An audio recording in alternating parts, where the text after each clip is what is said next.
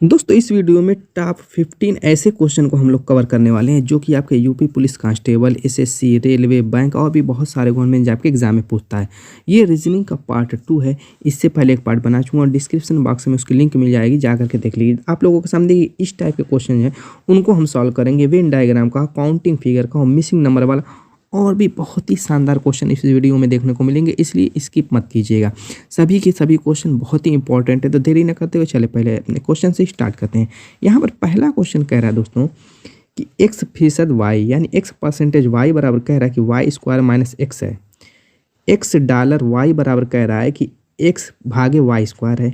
x#y बराबर कह रहा है 2xy है, तो यहाँ पर इसकी वैल्यू क्या होगी, यानी 13% 5, फिर ब्रैकेट बंद हो गया, फिर डॉलर है 6 है, फिर है से 15 है। यानी कि हमें क्या करना है, जो ये परसेंटेज और डॉलर और हैश जो है, ये गणितीय संक्रिया का क्वेश्चन है, उनको इसमें यूज़ करना है। उस जो है सूत्र दिया हुआ है, उस सूत्र का इसमें यूज़ करना है। कैसे करेंगे वो देखिए।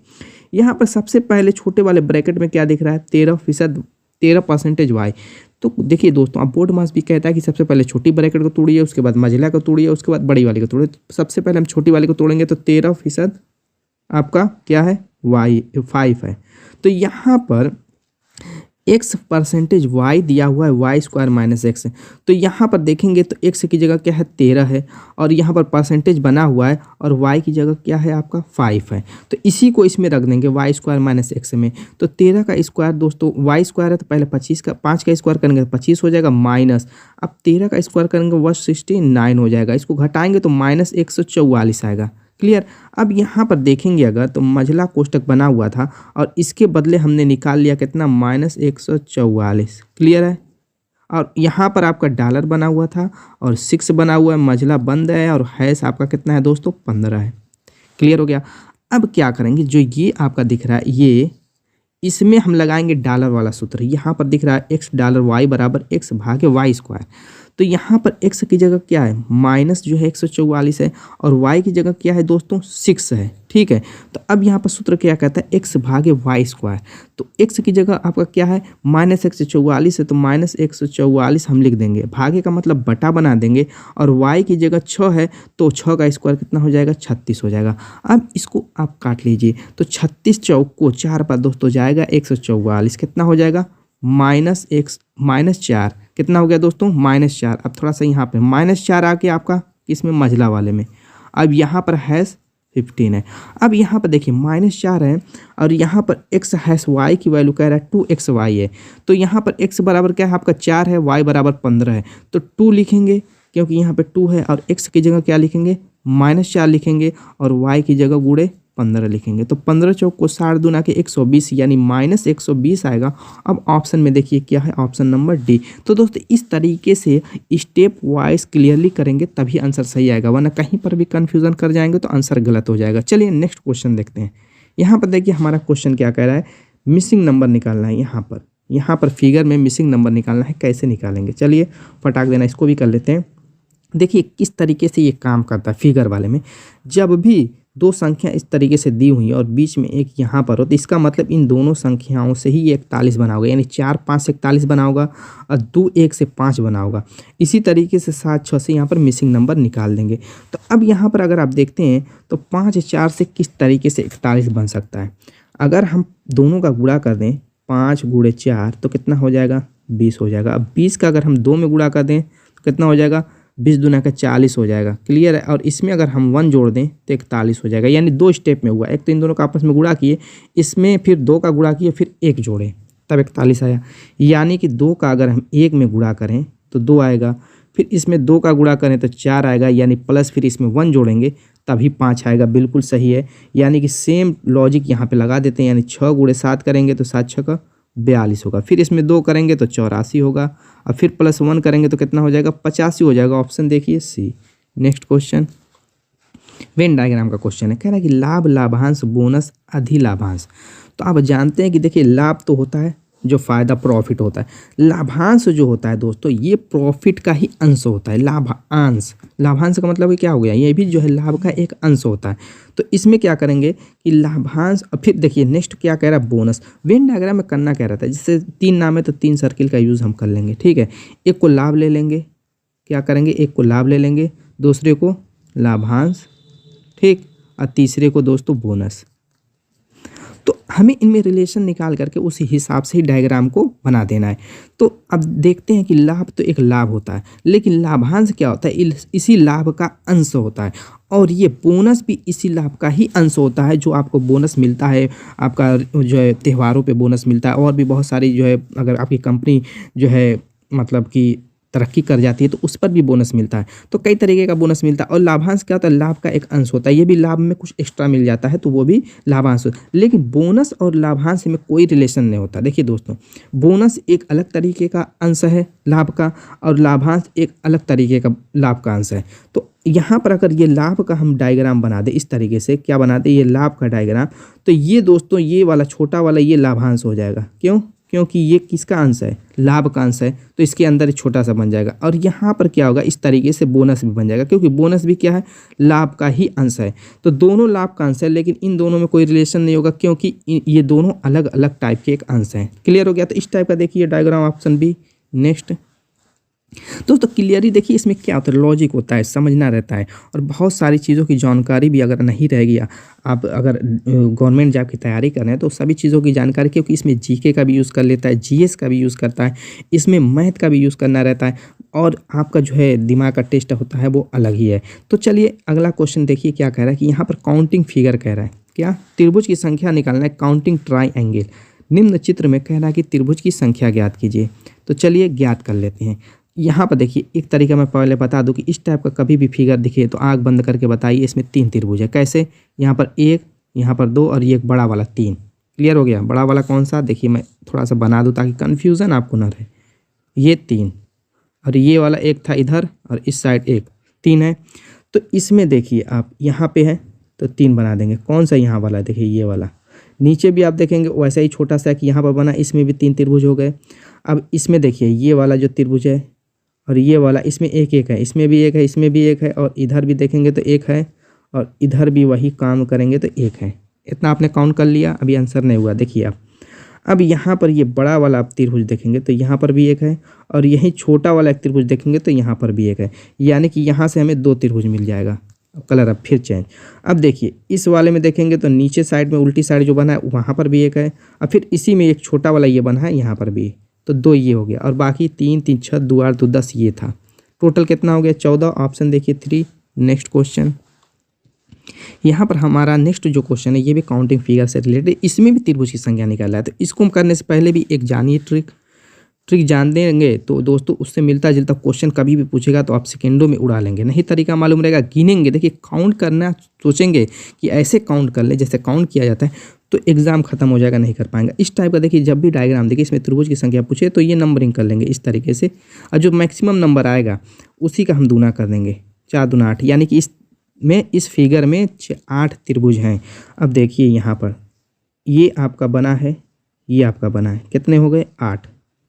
सेम फिगर है इधर भी, देखिए जो मैंने अभी ये फिगर बताया इसमें भी हो गए 8। लेकिन ये अगर देखेंगे तो इसमें इस फिगर में ये जो आपका वर्ग बना हुआ है इसमें एक लाइन है, तो इसमें सिर्फ 2 ही रहेंगे, एक इस साइड एक इस साइड, दूसरा।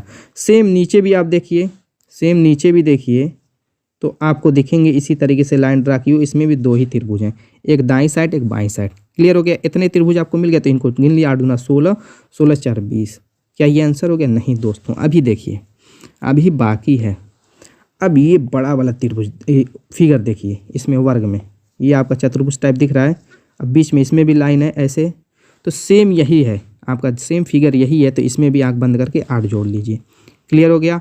अभी देखिए किनारे किनारे वाला ये किनारे किनारे का एक एक हर तरफ है, इधर है इधर है इधर है, तो ये अलग अलग एक एक इसमें एक इसमें एक इसमें एक इसमें, यानी कि 4 ये हो जाएंगे।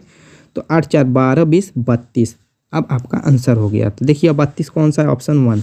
नेक्स्ट क्वेश्चन, यहाँ पर कह रहा है कि पद्म श्री, पद्म भूषण, पद्म विभूषण इंडिया में रहते हैं और ये नहीं मालूम तो आपको इंडिया में रहने का कोई अधिकार भी नहीं है। क्यों? क्योंकि ये इंडिया के जो है अवार्ड हैं, क्या है? पुरस्कार है, सरकार द्वारा जो सम्मानित किया जाता है हर क्षेत्र में, साहित्य के क्षेत्र में, खेल के क्षेत्र में, संगीत के क्षेत्र में, एक्टिंग के क्षेत्र में, ये अवार्ड दिए जाते हैं। तो ये अवार्ड होता किस टाइप का, जैसे पद्म श्री जो होता है थोड़ा सा निम्न स्तर का होता है, अब पद्म भूषण उससे बड़ा होता है, अब पद्म भूषण से भी बड़ा होता है। यानी कहने का मतलब ये बढ़ रहे हैं, बढ़ते हुए क्रम में अवार्ड को लिखा गया है। तो देखिए छोटा, उससे बड़ा, उससे बड़ा, यानी सबसे बड़ा कौन सा अवार्ड होता है वो तो आप सभी को पता है दोस्तों, क्या होता है, भारत रत्न।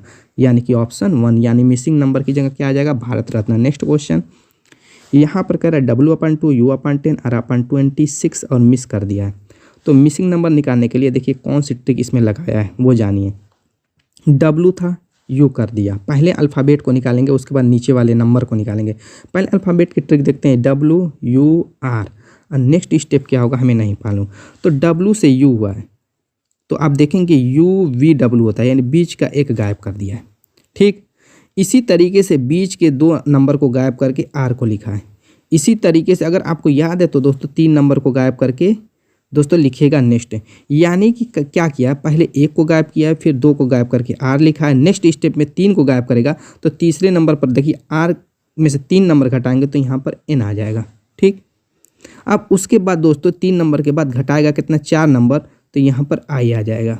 तो वही सेम लॉजिक लगाया है, पहले 1 घटाया V, उसके पहले 2 घटाया R के पहले 3 घटाया N और N के पहले 4 घटाया I। तो देखिए W था, U हुआ, R हुआ, उसके बाद क्या हो जाएगा, मिसिंग वाली जगह पर N और I आपका लास्ट में दिख रहा है। अब देखिए ये तो आपका क्या हुआ अल्फ़ाबेट का। अब नीचे देखिए 2 है, 2 से 10 हुआ, 2 से 10 कैसे होगा, इसमें 8 जोड़ेंगे तभी 10 होगा, इतना तो क्लियर हो गया।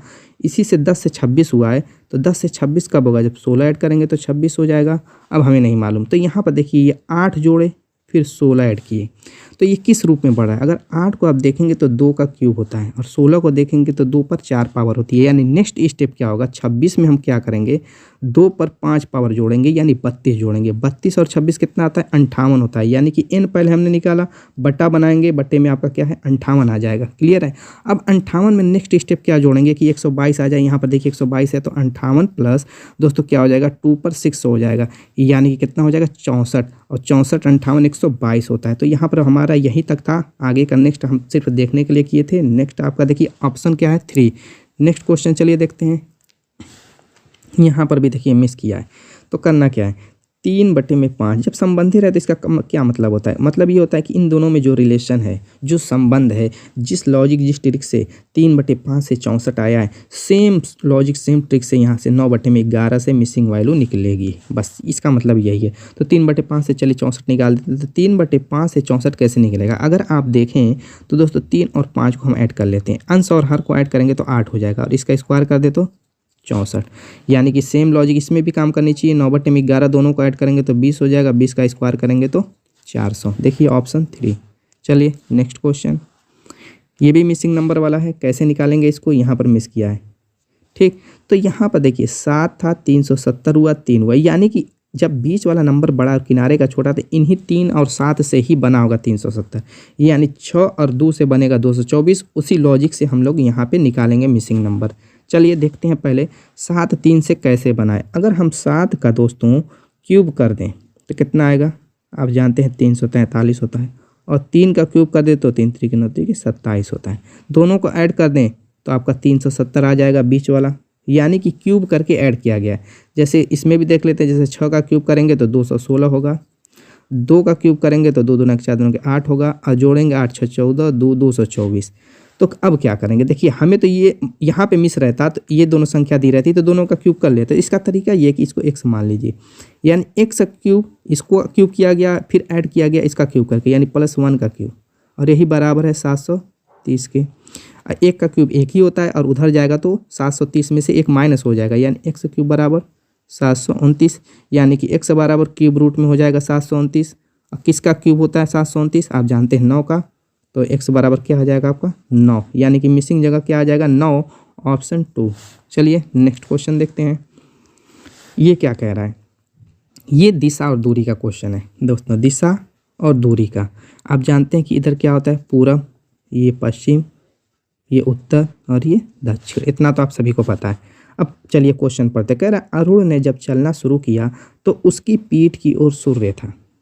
ये नहीं कह रहा है कि अरुण किस दिशा में जा रहा है, पूरब जा रहा है कि पश्चिम जा रहा है। सिर्फ ये कह रहा है कि अरुण जब चलना शुरू किया तो उसके पीठ की ओर सूर्य था। तो सूरज या तो पूरब की तरफ भी हो सकता है, अगर वो पश्चिम की तरफ जा रहा होगा तो सूरज पूरब की तरफ रहा होगा। अगर दोस्तों वो पूरब की ओर जा रहा होगा तो सूरज आपका पश्चिम की तरफ रहा होगा।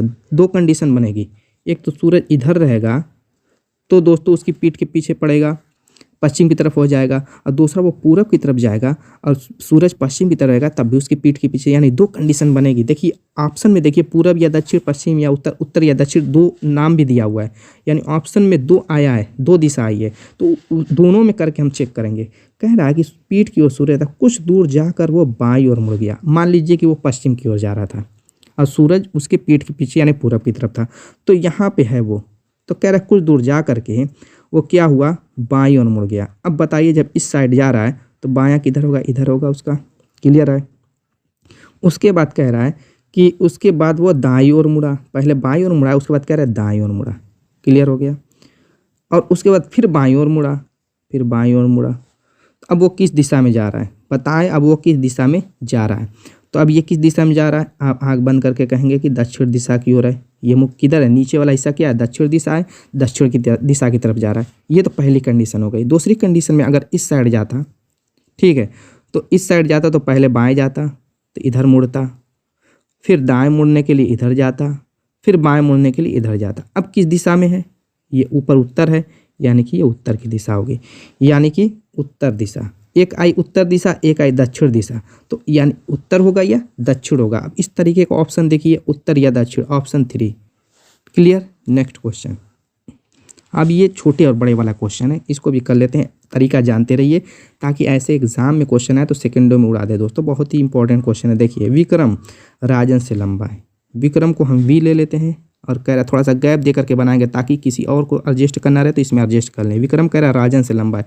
इसका ग्रेटर का चिन्ह क्या बताता है, ये नोक बता रहा है कि विक्रम राजन से लंबा है, विक्रम राजन से लंबा है। ये तो आपको पता है, ये तो आपको कक्षा 4, 5, 6 में पढ़ाया जाता है, ग्रेटर और लेस देन का निशान। तो हम इसी ग्रेटर का ही यूज़ करेंगे चिन्ह का।